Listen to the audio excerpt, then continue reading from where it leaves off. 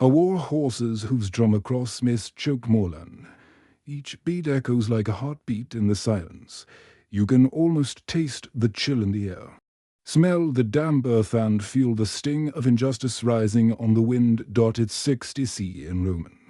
Britain, a proud queen, will soon shatter an empire's confidence. Her name is Boudica.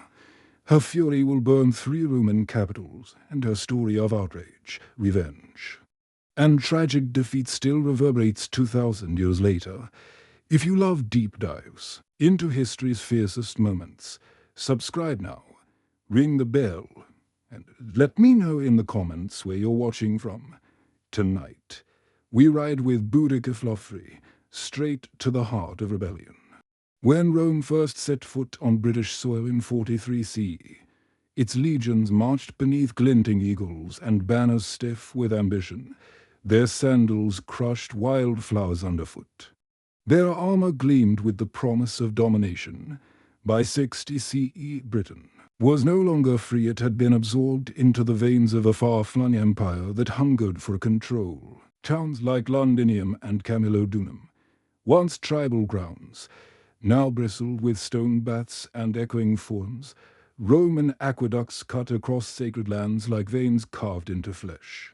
Roads pierced the countryside with brutal precision, straight as arrows, cold and unyielding. Governors came not as guests, but as masters collecting taxes with stern hands, enforcing distant laws, and building opulent villas atop earth once blessed by druid prayers for many native Britons. This civilization was not a gift, it was a wound.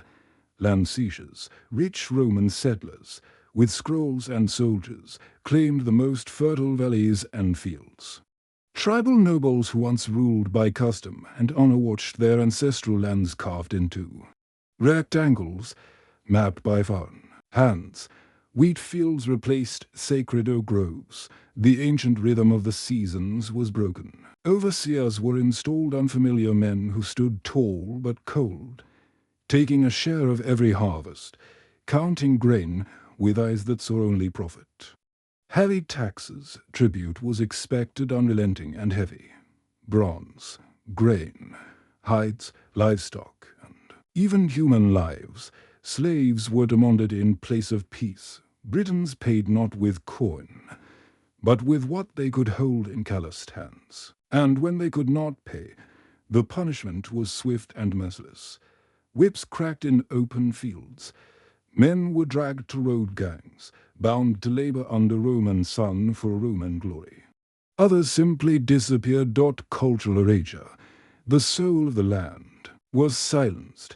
Latin words replaced native tongues in schools where Roman law was etched into young minds. Governors raised temples to gods with foreign names while sacred shrines, passed down through generations, were defaced or ignored. The druids, keepers of the past, guardians of memory, were banished, hunted, forbidden even to speak their wisdom aloud. The songs of the land grew quieter, the stories dimmed, and yet not all bowed.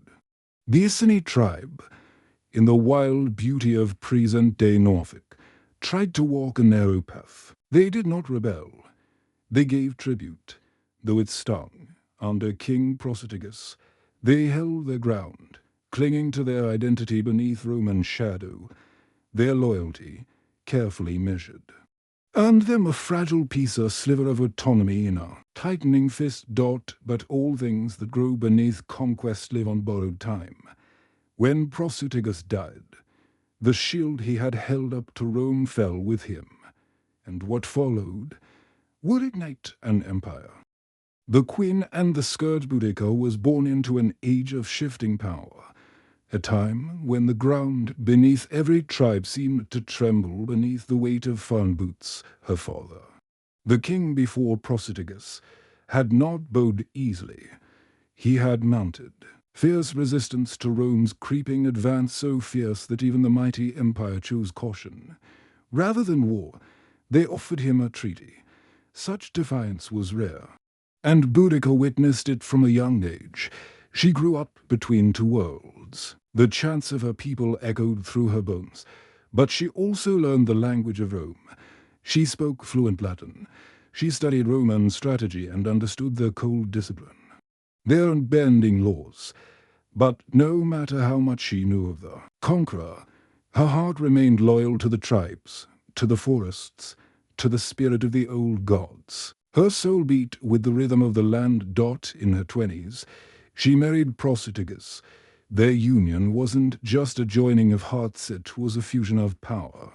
Two great Iceni bloodlines were woven together.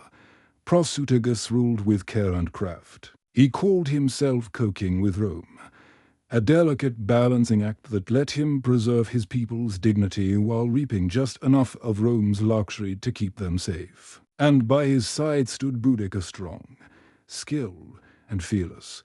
She was a fierce rider, known for her mastery of the bow, and her presence commanded respect from nobles and commoners alike. Then, everything changed. When Prosutagus died around 60 CE, he left behind more than grief. In a final attempt to protect his family and people, he penned a will dividing his kingdom between his two daughters and the Emperor Nero. It was a diplomatic gesture, a plea for peace through shared authority. But to Rome, it was not a compromise. It was an invitation, seizure of wealth. Roman centurions came like vultures in armor. They stormed the royal palace, not with honor, but with hunger. They tore open chests and shattered cabinets. Silver goblets were ripped from shelves. Silk robes, woven with tradition, were dragged across the floors. Precious gem symbols of status and memory were seized as if they were spoils of war. Public humiliation, and then came the true cruelty. Boudica, queen of the Iceni, daughter of warriors, was dragged into the forum. Before the eyes of her people, she was whipped without mercy. Her arms were torn by the scourge, her dignity stripped away with every lash. Her daughters, barely women, were seized and assaulted in the open, their cries ignored by Roman laughter. The brutality shocked every free Briton. The air itself seemed to go still in horror. Removal of status as Boudica bled and grieved. Rome continued its cold work. Tribal chiefs, leaders of honor and heritage, were stripped of power. Roman magistrates took their place, declaring native laws void. Customs that had governed for generations vanished overnight, swept away by scrolls and soldiers. In a single calculated move, the empire dismantled the fragile peace it had once claimed to respect. In that moment, Rome didn't just betray her. Treaty it awakened something far more dangerous: a wounded queen, a grieving mother, and a storm that would soon sweep across all of Britain. Fuel for revenge, news of Boudica's flogging spread like wildfire through East Anglia. But it was more than just news, it was a cry, a wound, a spark on dry grass. Men froze mid-stride behind their plows, hands trembling as they gripped wooden handles. Women dropped their weaving, needles still caught in half-stitched patterns, their breath caught between rage and grief. Even the cautious Trinovantes of Essex, long known for their silence under Roman rule, now whispered of revolt with clenched jaws and narrowed eyes. The outrage wasn't political. It was personal. It was everywhere.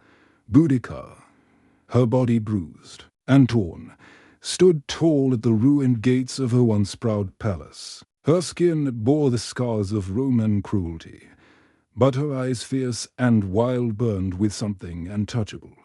Her spirit had not bent. She mounted her chariot with the grace of a queen and the fire of a warrior, draped in the sash of the rank. She wore the tokens of her tribe-like sacred armor, a cloak clasped with bronze brooches, war paint smeared red across her cheeks like dried blood.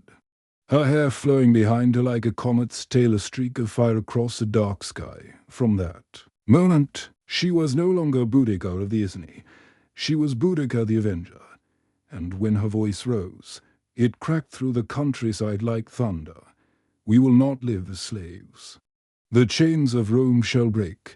Her cry did not echo alone. It found hearts already broken, hands already clenched. Within days, the warriors came, Iceni fighters hardened by loss, lit by fury rallied to her standard. They tore down Roman banners with bare hands and reclaimed the sacred lands of their ancestors with tears in their eyes and weapons in their fists. And they were not alone. From the rolling fields of southeastern Britain came the Trinovantes, the Cornevi, and others tribes once divided, now united by a single fire. This was not a mob. This was not desperation. This was an army born of heartbreak dot at her back road, up to 100,000 warriors, from barefoot skirmishers with sharpened sticks to seasoned charioteers wielding heavy blades. They came with everything they had. Their weapons were simple spears, swords, axes chipped and worn, but their spirits were unbreakable. They had no golden armor, no trained war elephants or siege towers. But they had something greater, something Rome could never forge or steal, righteous. Fury it burned in their blood. It rang in their war songs, and it would carry them to the edge of empire. Flames of revolt smoke curled over the open fields, drifting in long, whispering strands as Boudica's war council gathered beneath the gnarled limbs of an ancient oak. Its bark was scarred by time. Its roots tangled deep in the soil of generations. Around it, tribal leaders Iceni, Trinovantes, Cornevi stood shoulder to shoulder, faces streaked with red ochre-like blood mixed with earth. They spoke no oaths. They signed no scrolls. In that moment, alliance was not born through parchment, but through shared rage-ra, wordless, and burning in their bones, across East Anglia. Terror moved faster than any messenger. Roman settlers, once smug in their foreign homes, now bolted their doors in fear. They crouched behind their stone walls, listening to the distant drums and the howl of something they could not understand. Villages emptied, fields fell silent. Peasants fled to the forests, clutching children and bread. But Boudica's warriors moved forward unshaken. Their chariots creaked and clattered across cold ground, drawn by armored horses that snorted steam into the morning air. Spears gleamed with the light of a new dawn adorned of reckoning. The destruction of Camulodunum had been Rome's first colony in Britain, raised on the bones of a Trinovant king's sacred hall. To the rebels, it was more than a city, it was an insult, a wound that never closed.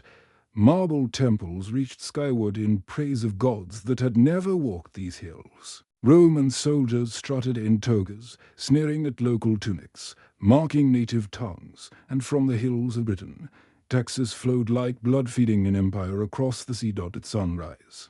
On a crisp spring morning, the silence shattered. Boudica's charioteers roared down the main road, wheels screeching, banners whipping behind them like flames. Scouts moved like ghosts, slipping through alleys to set fire to the city gates. The flames caught fast. Timbered shops went up like tinder. Smoke coiled through the forum, thick and choking. Romans poured out of their villas in panic, their eyes wide with disbelief. But every street they turned to was lined with spearmen. There was no refuge, no rescue. The legions, arrogant and scattered, had been posted elsewhere. No one came.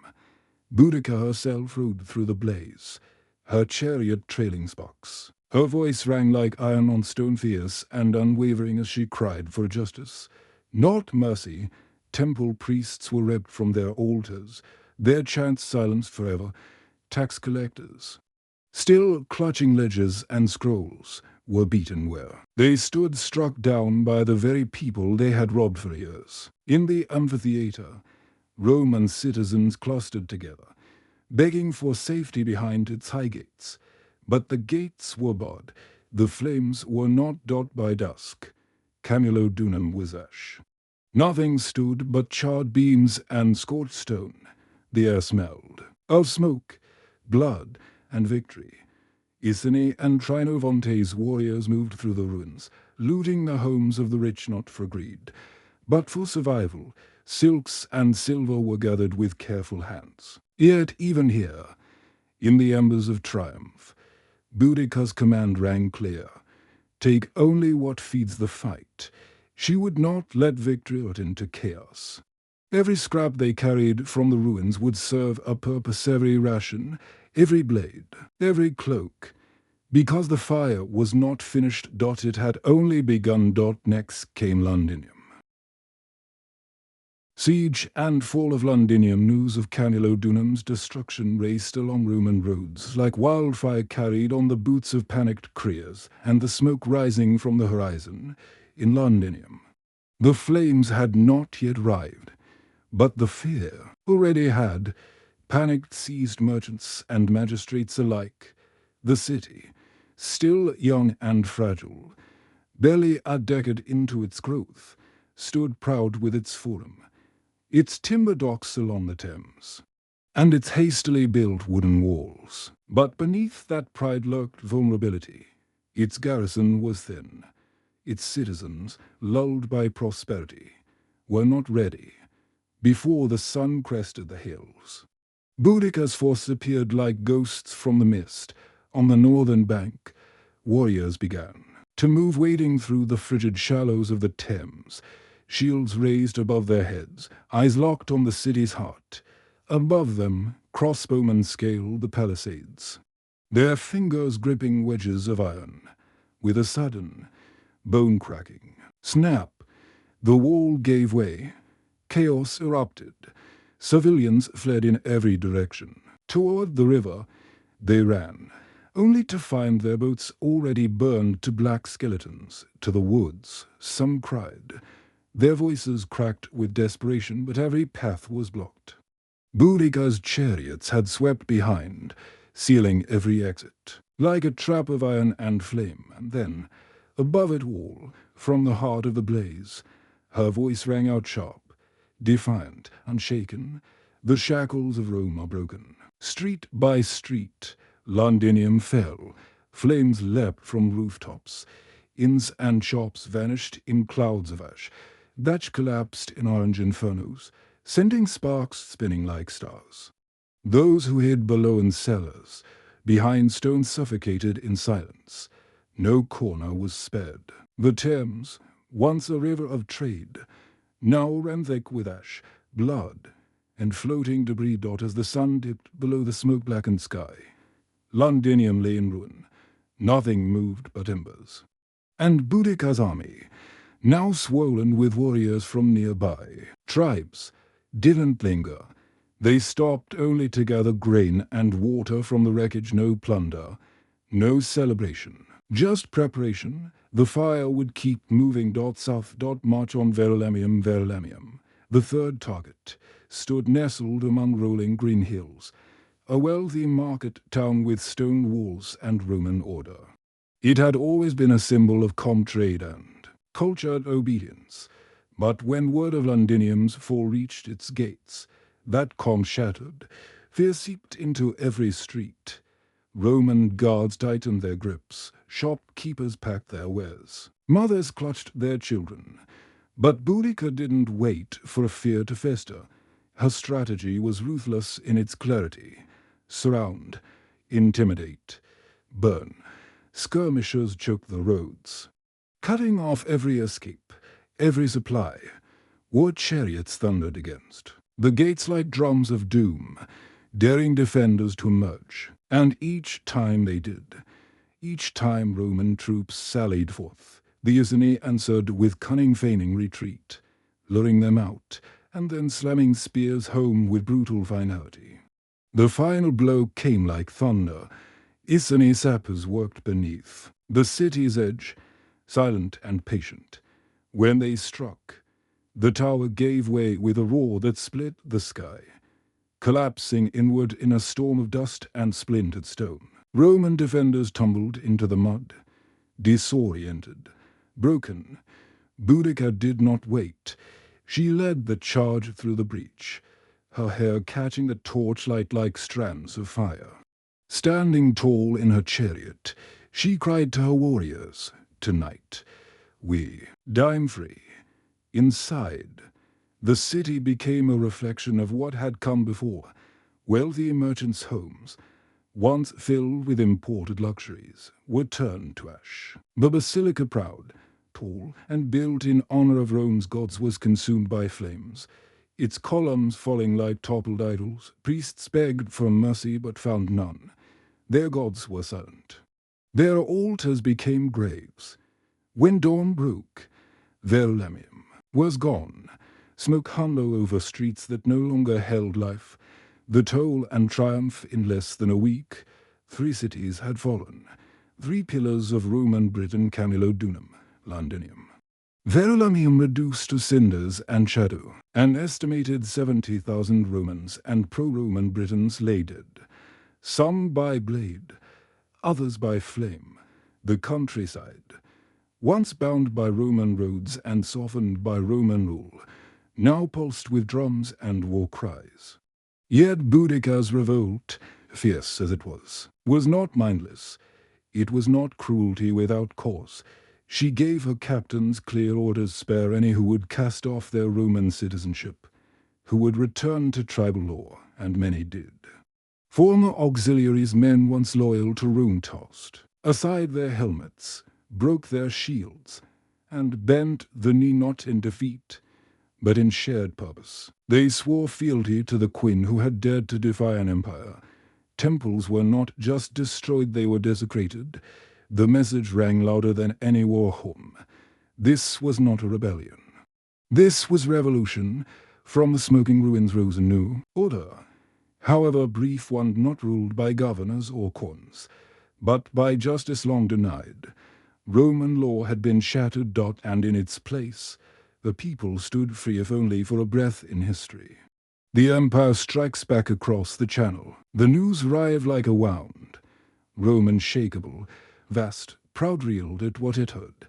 An entire province in flames, 3 major cities erased. A queen leading tens of thousands against the might of the eagle. This wasn't a skirmish. It was humiliation. Governor Suetonius Paulinus, then deep in Mona, where he was busy extinguishing the last of the Druids, received the report with grim urgency. Without hesitation, he abandoned the campaign, ordered the destruction of Druidic groves, and marched south. His legions followed, not with banners held high, but with cold fury in their boots. They were veterans, hardened, heavily armored, and behind them thundered cavalry, ready to end what had begun in blood. Boudica saw it coming. She chose her ground with care, not a town, but a narrow ridge flanked by thick, ancient woods. A place where Roman discipline could not stretch wide. A place where Roman numbers would count for less. As dawn crept over the trees, she ranged her warriors in a vast crescent. Spears gleamed, shields locked, and behind them chariots waited silent, ready to strike. When the legions arrived, they found themselves trapped. Iceni skirmishers rained javelins from the high ground. Chariots roared through the narrow gaps, slashing, screaming, striking. The forest echoed with war cries and hoofbeats. But Rome had not ruled the world by accident. The legions formed testudo shields, overlapping like scales, and advanced with brutal precision. No cry, no fear, just steel. Step by step, they punched through the rebel front like a tide of iron. The Britons fought with fire, but the Romans fought with unity. By mid-morning, the crescent had broken. The rebels fled, scattered into the trees, but Roman cavalry did not stop. They pursued into the underbrush, slashing without hesitation. The battlefield became a grave. The earth was soaked with blood. Rose-red tunics of fallen Britons tangled with eagle-stamped Roman shields. Smoke hung low. The silence afterward was thick with death. Boudica vanished into the forest. No one knows what became of her. Some say she drank poison rather than be paraded in chains through Rome. Others believe her wounds finally claimed her. Her daughter's fate remains unknown, lost to time, swallowed by silence. But what is certain is this: she did not kneel, and her name would never burn away. Following the slaughter at the West Midlands Ridge, the Roman eagles rose again over Britain's fields, not in triumph, but in grim reassertion. The wind that had once carried the cries of revolt now fluttered with imperial banners. Suetonius, Paulinus, gaunt from battle and hardened by vengeance, marched his legions back through the ghostly remains of Camulodunum, Londinium, and Verlamium. Smoke still curled from broken rooftops, ash clung to the walls. Where Boudica's warriors had torn down statues and toppled temples, the Romans now raised cruciform standards in their place. Red-cloaked centurions moved with solemn purpose, re-erecting altars to Jupiter and Mars amid the rubble, as if the gods themselves had demanded restoration. In the weeks that followed, justice arrived not as order but as punishment, harsh and swift. Anyone caught bearing arms any blade, any club was executed where they stood. No questions, no mercy. Survivors who had fled into the woods, hollow-eyed, and clinging to children, returned to find Roman tax agents already there measuring, counting, calculating.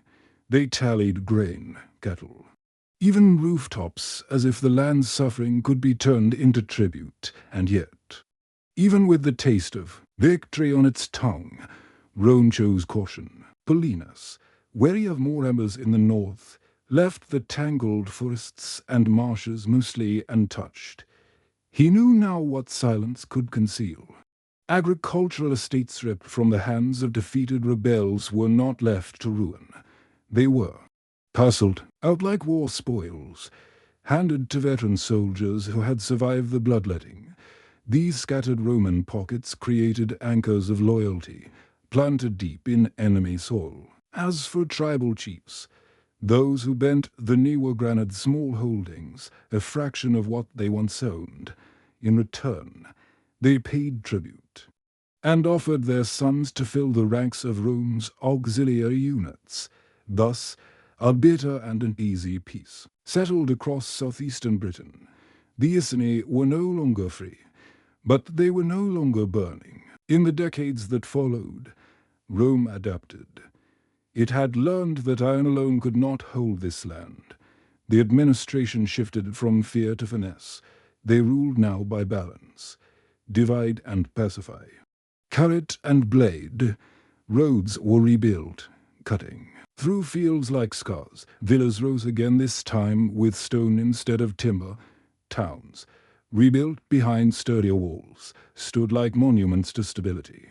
And the fire that had once driven Boudica cooled, not into surrender, but into a reluctant quiet. Latin names replaced Celtic ones on scrolls and signs. Yet beneath it all, the old ways endured. Local magistrates wore togas over woolen tunics. But when disputes arose, they were settled in whispers by the laws of kin and clan.